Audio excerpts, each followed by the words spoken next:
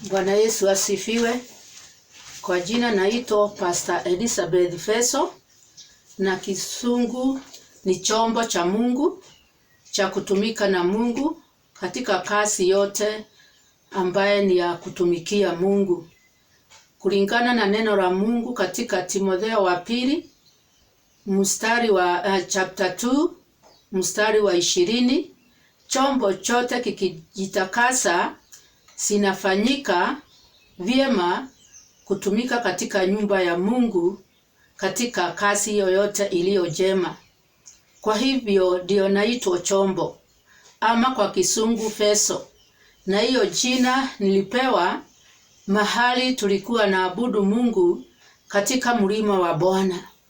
Na kwa hivyo siku ya leo nashukuru Mungu kwa mzigo ambaye ameweka ndani ya moyo wangu katika Zaburi 30, na ikawekwa kwa uzito sana kutoka saa 6:30, na saa hii nikasikia kuongea ili niweze kusaidia mtu mahali alipo, kwa sababu neno la Mungu hamimrudii bure kabla haijatimiza mapenzi yake.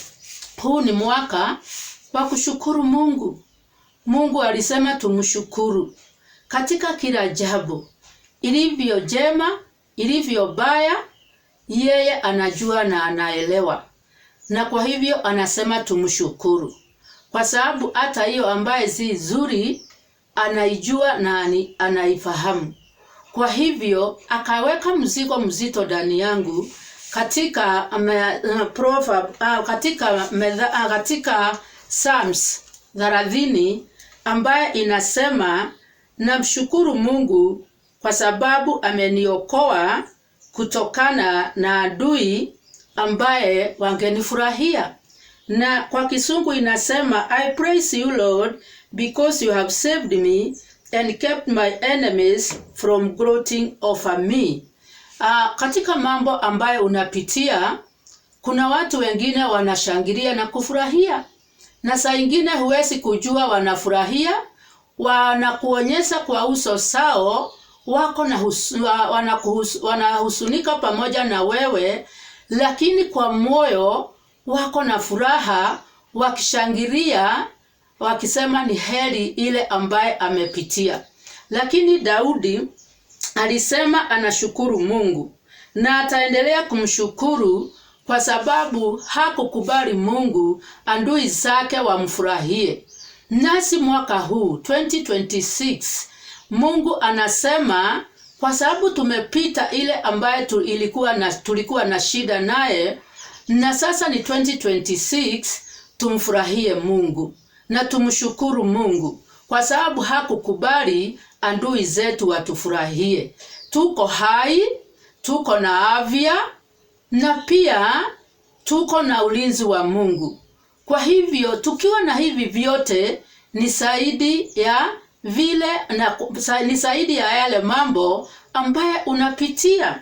Naye Daudi akasema I cried to you for help, O Lord my God, and you have healed me. Ni wakati wa kushukuru Mungu. Katika ile shida umeomba kwa muda mrefu, umeomba kwa muda mchache, lakini unasikia katika ndani ya moyo wako iko na uchungu sana. Ni kama moyo unatoka damu kwa kujeruhiwa na yale yote umepitia. Naye Daudi akasema anashukuru Mungu kwa sababu ameponywa. Nawe ni wakati wa kushukuru Mungu kwa sababu Mungu amekubali uone mwaka wa 2026. Hata kama ulipitia hiyo shida ya aibu, hata kama ulipitia maradhi na magonjwa ambaye ulikaa kwa kitanda na kuhusunika, ukaona kama utakufa na pia haukukufa, umeona mwaka wa 2026 wengine wamekufa, lakini wewe wameaga, lakini wewe uko hai. Kwa hivyo kuna wakati wa kushukuru Mungu kama Daudi. Wengine waliuliza kama ungeweza kukufa katika Psalms 41 alisema mwenye alikuwa mgonjwa kwa kitanda, wengine walikuwa nakuja kumwangalia waone kama amekufa. na akiona hajakufa wanaenda kusema amekufa, ameaga, kwa sababu hiyo ndio ilikuwa kusudi yao. Lakini wewe uko hai siku ya leo. Kwa hivyo ni vizuri kushukuru Mungu, kwa sababu Mungu aliona uwe vile. Kuna tena mwenye amepitia shida ya kijamii, na katika hiyo shida ya kijamii Mungu bado anakusimamisha. Hata kama ulifukuzwa kwako nyumbani, bado uko hai. Hata kama uli divorce, bado Mungu wako hai, bado uko hai. Hata kama uliwachwa na fiance ambaye ni rafiki yako, ambaye alikuwa wa ndoa wa kike ama wa kiume, bado uko hai. Na kuna wengine wengi wanasaliwa na wako sio huyo tu. Kwa hivyo kuna wakati wa kushukuru Mungu. Hata kama huna na karo ya shule, Mungu anajua, anaelewa. Alikupea huyo mtoto, na huyo mtoto anakuja na baraka zake. Kwa hivyo shukuru Mungu hata katika hiyo hali. Sio rahisi kushukuru, lakini shukuru kwa sababu Mungu anaielewa.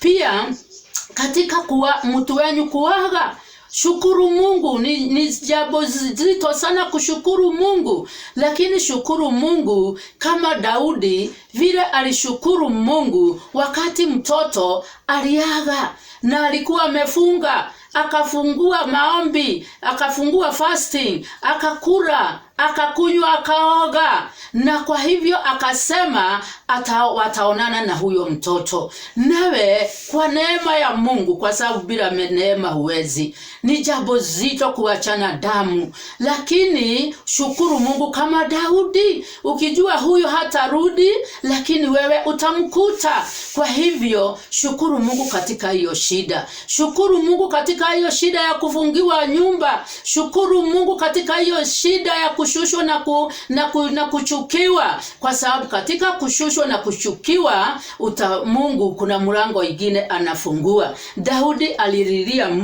alimulilia Mungu, naye Mungu akamponya. Na nena uponywe katika hiyo shida, na nena uponywe katika hiyo shida ya kiroho na kimwili. Mungu akukumbuke, akuponye mwaka wa 2026. Mungu ana mamlaka, Mungu ana uwezo, alikuumba kwa kusudi. Kwa hivyo usiogope, usijichukie, usijisushe. Kuna Mungu ambaye alikuumba na anajua maisha yako. Kwa hivyo jitie nguvu, ukule na ukunywe, na uambie Mungu anajua na anakuelewa. Na katika shida tunamuabudu Mungu, tunamtukuza Mungu. Katika verse 3 inasema, you kept me from the grave, I was on my way to the depths below, but you restored my life. Karibu uwage katika hiyo accident, karibu ukufe katika hiyo ugonjwa, karibu maisha yako iwe ni bure katika hiyo shida ulipitia naye. Mungu akakutoa katika hiyo shimo. Mungu akakutoa katika shimo ya kaburi, akakutoa katika shimo ya mauti, akakutoa katika hiyo shimo ya shida. Hata kama huoni, kiroho amekutoa. Amini pamoja nami, Mungu anajua haya yote, na Mungu hakuna lilo ngumu kwake. Jitie nguvu, jitie nguvu mtoto wangu, jitie nguvu rafiki, jitie nguvu mama, jitie nguvu mzee. Kuna Mungu ambaye anaweza, na hakuna jambo linamtoka nyuma. Katika verse 4 anasema, sing praise to the Lord, all his faithful people, remember what the Lord one has done and give him thanks. Usikumbuke ile tu Mungu hajakutendea. Ona mengi amekutendea. Ona wengine wanatembea na oxygen. Ona wengine ni viwete. Ona wengine wamelazwa kwa hospitali. Mungu anasema umshukuru. Haujaaga, hata kama we uko kwa hospitali, bado uko hai. Ni Mungu wa chance nyingine. Kwa hivyo hivyo shukuru Mungu katika hiyo kitanda huko. Shukuru Mungu katika hiyo shida. Shukuru Mungu amekukumbuka. Mwambie ni asanti katika hii hali ilivyo. Hata kama ni ngumu, mwambie ni asanti. Anajua, anakuelewa. Naye katika verse 5 anasema hata kama ulipitia, anasema hivi, his anger lasts only a moment, his goodness for a lifetime. Tears may flow in the night, but joy comes in the morning. Hata kama Mungu alikasirika na wewe, kuna jambo ulitenda, unaona hiyo ndio inafanya usubuke, ndio imekasirisha Mungu. Mungu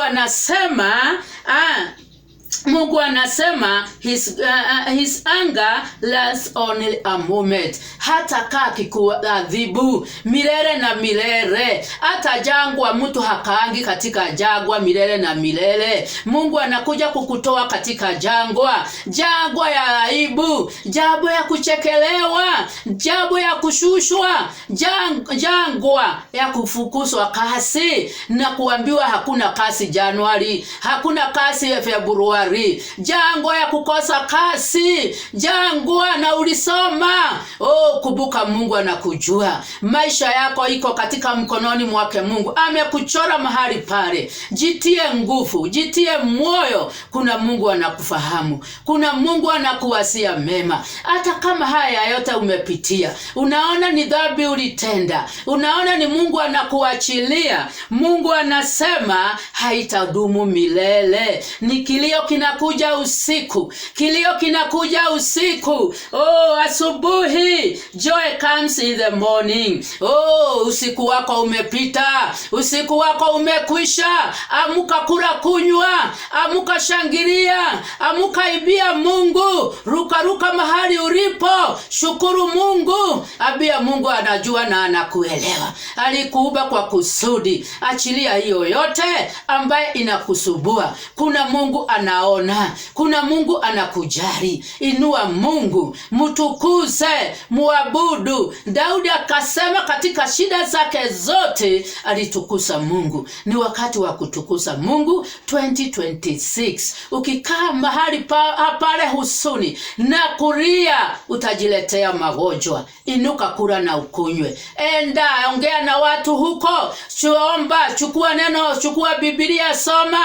Chukua hiyo nyimbo za tenzi, tafuta imba, weka kwa TV nyimbo za kushtukuza Mungu. Imba pahali pale, shukuru Mungu, inua Mungu 2026 na utaona vile Mungu atakutendea. Wakati tunayoni, unafanya mtu mwingine ako karibu na we ayoni. Wakati unalia, kuna wengine tunaangalia watu wakilia, nasi machozi inatoka.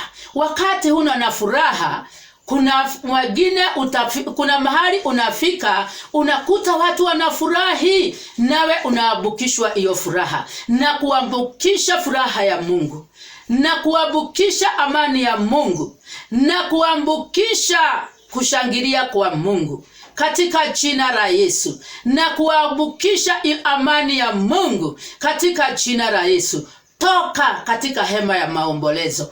Toka katika hema ya maombolezo. Kuna Mungu anatenda. Kuna Mungu anatenda mambo kama makuu, sio kama mwanadamu. Anaona ile iliyo silini, ile inakusubua hata kama husemi anaona. Usijue. Kuna Mungu wa wakati mwingine. Hujamaliza nini maisha yako. Hujamaliza makusudio yako hapa duniani. Usikubali kujiua. Usikubali upate ugonjwa wa high blood pressure. Usikubali upate depression. Usikubali. Inuka kula na ukunywe na ufurahie Mungu na umshukuru katika hiyo shida, na ulale upate usingizi mzuri katika jina la Yesu. Ninakushukuru Mungu kwa sababu nimelinena neno lako. Neno lako ni wewe. Neno lako ni hai. Mungu yule ambaye anapitia mambo mazito, anasema ni heri angekufa. Anasema ni heri ningetoka kwa huyo mke ama niachane na huyo mume. Anasema ni heri singesaliwa. Na inua hiyo roho mbele zako. nanena nguvu za Mungu, nanena kutembelewa na wewe katika jina la Yesu. Mungu ingilia hiyo moyo, Mungu pea huyo furaha, Mungu inua hiyo moyo, ponya hiyo vidoda ambaye Mungu wetu simejeruhiwa katika jina la Yesu. Asante Mungu wetu kwa sababu umeponya mtu huyo. Asante kwa sababu umekutana na hiyo shida ambaye imemfanya moyo wake uiname, na inua huyo moyo katika jina la Yesu. Nazo sifa na utukufu ni zako, na ni katika jina la Yesu nimepata kuomba na kuamini. Amen. Pokea ushindi wa Mungu katika jina la Yesu. Amen.